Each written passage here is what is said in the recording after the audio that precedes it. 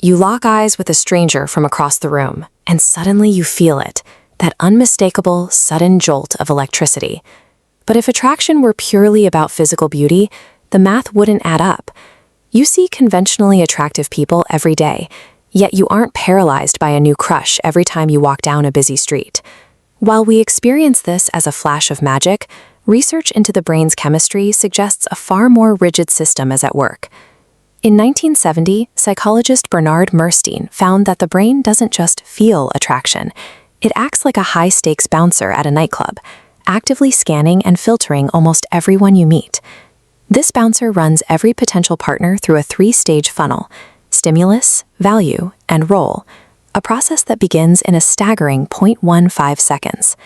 This high-speed data processing event ensures that a connection only forms after a person successfully clears 3 distinct hurdles. In the stimulus phase, your brain completes a visual sweep in a fraction of a second, calculating a stranger's age parameters and matching their features against your specific ethnic biases.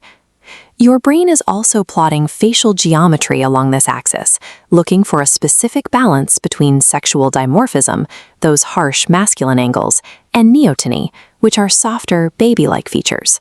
Because the brain seeks a mathematical middle ground, you can actually manipulate these ratios. Growing a beard adds artificial sharpness to a round baby face, while longer hair can soften a face that appears overly angular or aggressive. The biological scan also uses data you can't see. In a 1995 study, researchers asked women to sniff sweaty t-shirts worn by different men and rate their attraction based solely on the scent. Our sense of smell is actually reading microscopic genetic markers in sweat, allowing the brain to unconsciously evaluate a potential partner's immune system. The women consistently preferred the scent of men whose immune genetics were vastly different from their own. From an evolutionary perspective, these contrasting genetic profiles combine to produce offspring with much stronger, more resilient immune systems. Stage 1 verifies baseline genetic viability. If the brain doesn't sign off on these biological markers, the crush never moves forward. Once a candidate survives the biological scan, they enter Stage 2, value. Here, the brain shifts its focus to social and lifestyle compatibility, a phase that the female brain prioritizes heavily. We can see the role of perceived status in this chart. When the same men are associated with high-paying jobs rather than low-paying ones, their perceived attractiveness scores experience a massive upward spike. Your brain also reads facial features for personality cues. Larger eyes and upturned lips are subconsciously linked to extroversion, while smaller, downturned features are read as signs of introversion. Behavioral value is calculated just as quickly.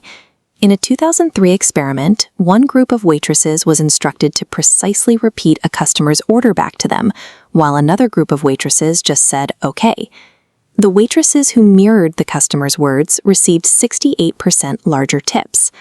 Matching someone's energy and vocabulary creates an immediate loop of psychological likability. Even clothing choices impact this value check. Men have been shown to spend twice as much on a date if a woman is wearing red instead of blue or gray.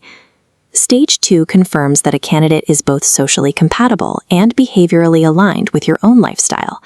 The final hurdle is Stage 3, role. This determines if two people can actually function together in a shared long-term routine. In 1992, researchers sent 4 similar-looking women into a large college class. They were instructed to never speak to anyone.